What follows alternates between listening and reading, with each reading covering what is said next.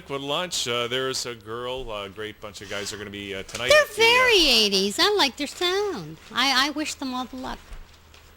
and hey, that's awesome. Yeah, let's just leave it like that. I like that better. Okay. And it's not as hot. Yeah, it's not as hot. So we've got Jules Graham Hood here from Executive Director of Big Brothers of, is it Mississauga? Halton? Mm-hmm. I wanted to say Halton. Can you believe that? So great to have you here. Welcome. Thank you very much. Thank you. So how are things? How's Very it going? good, thank you. Yeah? Very good, yeah. So I have to thank you very much for allowing us to come on and talk a little bit about the charity itself. We were at an event called Connect Canada with Donna Messer at an event, and part of the proceeds went to Big Brothers Big Sisters at Leads, Needs, and Good Deeds, but also we were very happy about it. Leads. Well, Needs and Good Deeds. Don't ask me to say it fast. No. I'm just curious how you got that name for it. Can you explain the Leads Donna and Messer's, Needs? Yes, Donna Messer's program actually is about networking at a higher level than most people would normally do at an event, and it's qualifying and having people that you meet with, and you make a commitment to provide each other with something, a service. It might not even be your own, and she chose us as the charity of choice, and we were there, and we were lucky enough then to have an opportunity. One of the bonuses was being able to speak here and talk about the charity itself, because a lot of people don't really know what we do. What Big Brothers does? Big Brothers and Big Sisters amalgamated about 5 years ago, which most people don't know. A lot of people think we're government funded, which we're not. And also the fact that, I guess the reality is, especially in the Halton area, that there is that much poverty. You know, Oakville's known as one of the best places to live, and it's supposed to be the richest city in the country, right? Well, there's a lot of poverty there that's hidden, and it's in a bedroom community where people aren't seeing what's happening outside of there. And Milton is part of our territory, which is the fastest growing city in Canada. And again, climbing up into that bedroom community where people don't see. And there is a great need for these young kids. They're our next generation. Well, I mean, we're talking about, we've talked about it before, obviously, just the social trends of seeing divorce rates, never been higher and don't seem to be getting any better. And of course, that's going to, at some point, that's going to impact on young kids, right?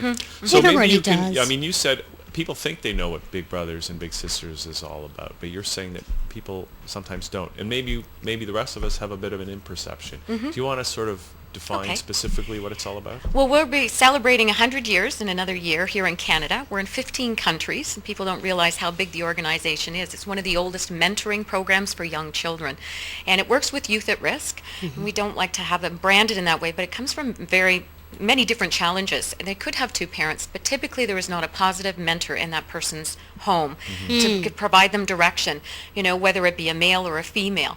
And so we work with these kids from ages about 5 up until about 15 years of age in different programs. Our core program being what we call our bigs and littles.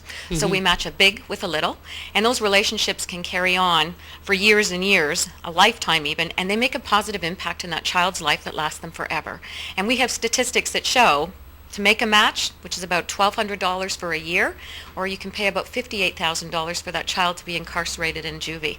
The difference there is that the child who has that mentor will become a strong and positive and confident adult and give back to his community as well. So that's our main program. But then we also found that we had a lot of kids on a waiting list. We have over 100 kids waiting to get matched, which is really sad to see. But that's not such a high number considering how many people don't have proper shelter and proper food on the table. And I'm going to throw you a curveball. Okay? How do you scrutinize and check out people who are applying as a big brother or big sister? I really would like to know. Oh, actually, the process for this is probably one of the most, thorough that you'll see, is that they go through not only police checks, but they go through reference checks. We actually find out who the actual volunteer is, about their family, where they live, who they are, so it's quite detailed. And the same thing with the families as well. The families are usually recommended by another social service or by the school, or they learn about us. Somebody might have mentioned to them, typically, somebody maybe in their own community, and they'll mention to them that that this program is available to them. So we scrutinize, but on a monthly basis, there's also reporting done with a case manager. So this person has social service training skills, will actually provide a reporting system so we're monitoring this.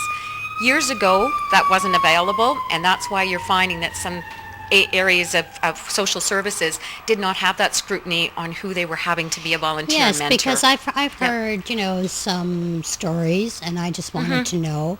Also, in anybody can clear a police check in most cases. It's getting more detailed now. If you actually have a similar name, you actually will be now, you have to provide a fingerprint as well. So, and because of the lists that they have out there, but the reporting, as I said before, it takes a while to make a match, and we always try to make that match so that the individuals fit. So if I was being matched with a girl, I'd probably like somebody who likes sports, but also likes the girly things, whereas, somebody else may choose differently. But what about the child's psyche and emotional state? How do these people, do you have a screening process to find out what their psychological state is? Oh, definitely. Yes. And how deep does that go? If they have issues beyond what our program can provide, beyond the positive mentorship, then we would recommend, the agency that we're in, we actually do have connections with other agencies sort of in the area that can provide that type of service. So we're not looking to do any kind of, providing doctoring or anything like that. What this mentorship is a big and a little brother, for that matter, who are going to build a relationship of confidence and being able to mentor that child and to keep that child from going down the wrong direction. I mean, it's proven fact that every person will find a mentor, and I think I typically ask people when I'm speaking too is say, I bet you can remember dozens of times when somebody has made an impact in your life as a mentor that still carries you to this day where you are for your successes. So kids who find mentors that are positive, it's great results there, but it's the kids who don't find that positive mentor, and because of maybe the area where they live in or the resources that aren't available to them, the predators are there and they'll follow down the wrong path. Now, what happens, we all hear of Covenant House and so many kids on the streets, mostly teenagers and whatnot. Those are the kids that I really feel for, because they basically have run away from home.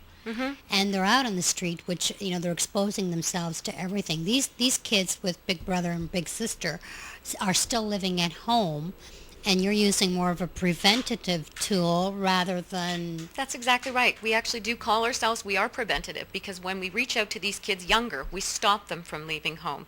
Typically, home might not be a great place for some of them, but at least having this positive mentorship is incredible. Many of our bigs and our little matches, we have an alumni come back and speak. We call them a grown-up little, and they've often gone to each other's weddings, been in their wedding parties, been at christenings. Our Kevin Flynn, who is our local MP in Oakville, is actually, he talks about it as one of our biggest supporters about the mentorship. And what party is Kevin Flynn from? Just curious.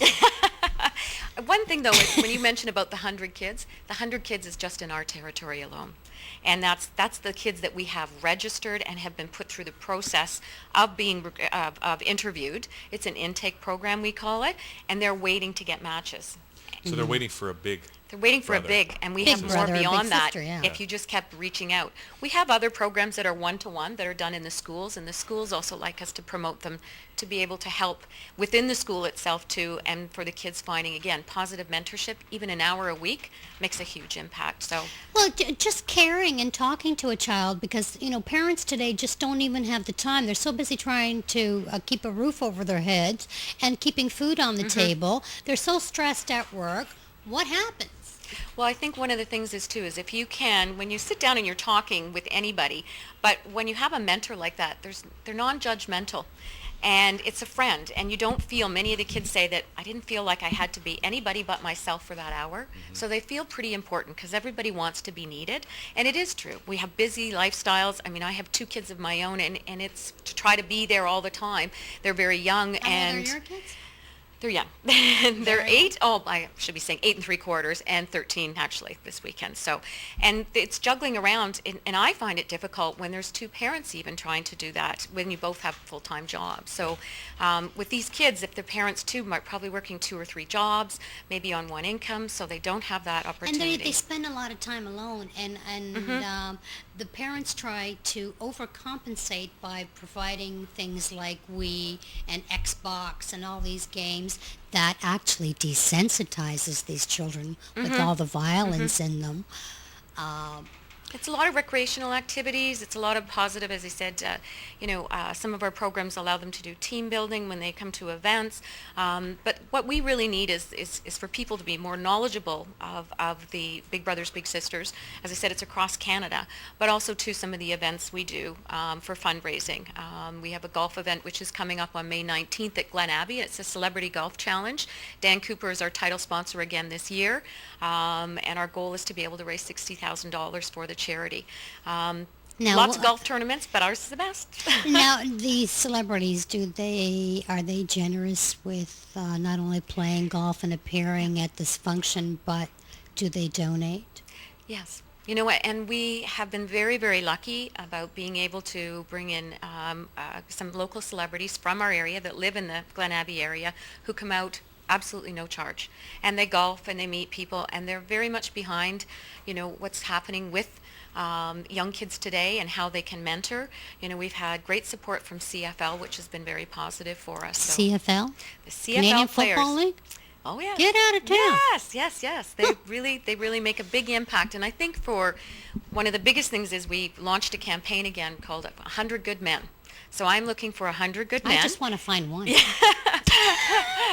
And they're mentors, to be mentors for our kids, because it's easier to find the female mentors, being time constraints, the natural nurturing, but to find young guys, older gentlemen. We have one of our oldest mentors is 91. Wow. Yep, and he does a one hour a week program in school. Jules, you mentioned you got 100 kids on the waiting list. Are those boys and girls? Yeah, mixture. Okay, and but you always paired boys with boys and girls. Yes. You don't Well, cross the because you sexes, don't cross them even though because you're of the blended. fear of what could happen, right? But I want to ask you about the need that maybe, like, how do the kids find big brothers? The kids, the littles that need a big brother or sister. How do they get on the program? Are there, in your experience, are there a lot of people in your jurisdiction that should be taking advantage or being able to benefit from Big Brothers and Sisters but don't know how to access the program? Yes. They, again, can be through their school. It can be through another social service that they're involved in. There's websites. They may be using another service through the United Way. The United Way is a big supporter of ours. We're very lucky to have them, and they are able to service a lot of different not-for-profit agencies that work around the social service needs. And so they direct them to us as well. It could be just, as I said, word of mouth. Somebody knows about it or hears about it in their community through a community center as well. So we've been around for a long time, so a lot of people do know about us. But mainly I'd say probably the schools and through United Way, which, as I mentioned, is a big supporter of ours. And there's a level of trust. Yes. And confidentiality is one of the biggest things as well, too. And the same with our volunteers. So the need is to be able to have more volunteers, to have those volunteers into an intake program, and for us to have them monitored and to do all the checking through that. We need to have the social service case managers to be able to monitor this, and that's where the funding comes in, where you need it. So it's a catch-22. It's, we need the funding to provide more volunteers, to have them through our training programs to be able to match with those kids, and there's more and more kids all the time. Now, okay, so obviously there's a need for funding. There's a need for big people to become mentors, right? And with enough of the big people and enough of the funding, then you can match them up with We the can littles, match them up. The little people. and which is fantastic. Now, problem is, people fall through the cracks. The good news is that Stephen Harper's planning to build jails to house all Oh these my people goodness. once they've fallen through the cracks. I know I'm sort of joking here, Jules, but I want to ask you, does it make sense? I mean, really, if you could kind of wave a magic wand, would it make sense to fund A jail. Big Brothers and Sisters with government money? Would that make more sense than spending money on more jails? Actually, that we're preventative. And the fact is that it would definitely, if funding, we have been looking for some ongoing government funding. And so there is a challenge to that right now, and we've got our fingers crossed with what happens in the next little while. But not just for us, but for all not-for-profit agencies will be affected by this. But the fact that we have statistics that prove to have a child that gets mentored now, we keep them out of that system, which costs us 58,000 times more. So over the course of a lifetime, because they keep going back. Chances are they will reoffend. And the thing is if you provide this child now becomes, as I said, strong, confident, and secure individual who typically will then give back themselves to their community. And so by supporting this child now when they're younger, you get somebody positive from that who's going to in turn give back. And that's what we want. We want to be able to give those children that support. I mean, all kids should deserve to have that. Well, it just makes sense. It's not really tax money down the drain by any means. It's really an investment of time, a social investment in saving money in the long run and having a better society that's has less crime and that sort of thing, better people. So it makes a lot of sense to me. So in the meantime, you guys have to raise the money on your own, and the golf tournament coming up on the 19th of May is a great way for people to participate, either by giving money or playing golf or whatever. And there's a lot of other ways, either to sign up as a big volunteer or maybe help in other ways the organization. What's the best way for people to get in touch with Big Brothers and Sisters of Halton Region? .bbbs, so for Big Brothers, Big Sisters, Halton, HALTON.ca. It almost looks like the Better Business Bureau of Southern Halton. Oh, and you're going to the Toronto Entrepreneurs Conference? I am on the 7th. What are you I'm going to be looking doing forward to it. Networking, definitely. Networking. So I'm very excited to hear Donna speak. Some of the other speakers that are there as well too. You can always learn from the entrepreneurs themselves. So, and who knows, I could meet that $1 million donor. Exactly. You never know. You never know. Right. So Why don't you go on the website? Dragon's Den? I'm trying. Do you know the website for Toronto Entrepreneurs Conference by any chance? It's torontoentrepreneurs.ca or .com. I don't know. I've never heard of this But woman just look it up. here. Just look it up on Google, and it's May 7th at the International Center. So people can network with you there. Yes, too, right, Jules? yes, definitely. Or they can even go to www.connectuscanada.com, Right. which is the other one, which will connect you then to the entrepreneurs as well. Great. Thank you, Jules, for coming in. Jules Graham Hood, I know you got to get running. You're busy and you got stuff to do, but thanks for coming in today. Thank you very much. I telling us appreciate about it. this. Okay, so we're going to take a quick break. Actually, Tim Posgate is here, and He's been tuning. He's got his banjo. Yes. And we're going to see. Do you feel deliverance coming on, or what? I'm thinking about Ned You got Beatty. pretty lips. Ned Beatty. Okay, let's play a track here, and we're going to come back with Tim Posgate right after this. ThatChannel.com.